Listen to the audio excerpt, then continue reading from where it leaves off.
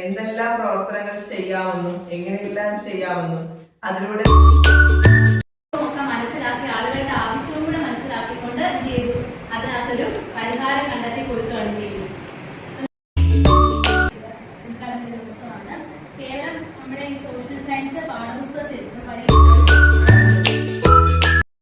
Indian കറൻസിയും വിദേശ കറൻസിയുമാണ് ഞാൻ പരിചയപ്പെടുന്നത്.